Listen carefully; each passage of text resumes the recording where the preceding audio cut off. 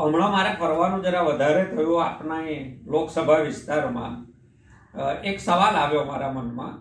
અંકલેશ્વરથી નેત્રંગનું અંતર 43 kilometre 43 kilometre જેટલું છે, પરંતુ આ અંતર કાપતા 2 કલાક જેટલો સમય નાના ફોર વ્હીલરને લાગે છે. બાઇક સવારોની તો વાત જ જવા દો. દર મીટરે એક ખાડો એવરેજ છે. રોડ વિભાગવાળા કદાચ આપણું માનતા નહીં હોય અને નવો રોડ નહીં બનાવી આપતા હોય, પણ કમસે કમ આપ એમની પાસે ખાડા ગણાવી શકશો? 2 કલાક લાગે છે 43 કિલોમીટર કાપતા, મનસુખભાઈ. અને સ્થાનિક લોકો સાથે વાત થઈ તો વર્ષોથી આ રસ્તો આવો જ છે, એ ક્યારેય બનતો જ નથી.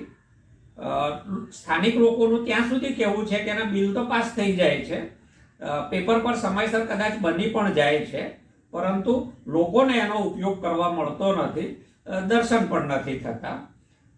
તો 6 વાર આપણે જે લોકોએ મત આપ્યા એવા મતદારો એક સારા રસ્તાના હકદાર નથી. બીજો મહત્વનો સવાલ એ મારા મનમાં આવ્યો. 3 મોટી જીઆઈડીસી આપના લોકસભા વિસ્તારમાં છે. અંકલેશ્વર છે, લગભગ 1600 હેક્ટરમાં ફેલાયેલી છે. એવી જ દહેજ જીઆઈડીસી છે, લગભગ 76 સ્ક્વેર કિલોમીટરનો આખો PCPIR એવું રૂપાળા નામથી બની રહ્યો છે. ઝઘડિયા જીઆઈડીસી છે.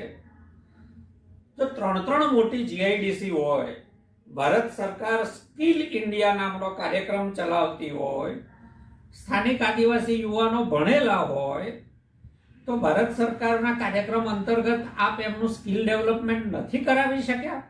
કે એમને ભાગે ખેતી કરવા માટે છે અમરેલી સુધી, ભાવનગર સુધી, બોટાદ સુધી લાંબા થવું પડે, આપ એમને એટલી સ્કિલ ડેવલપ ના કરાવી શક્યા? ભારત સરકારની યોજનાનો લાભ ના અપાવી શક્યા?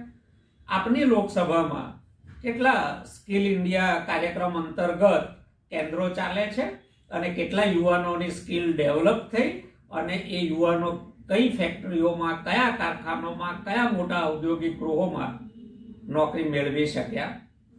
આ તમારે પોતાની જાતને પૂછવાનો સવાલ છે. આ યુવાનોની, શિક્ષિત આદિવાસી યુવાનોની આવી અવદશા કેમ છે? આ બાબતે જરા હૃદય પર રાખી અને આત્મચિંતન કરશો એવી આશા છે. આભાર.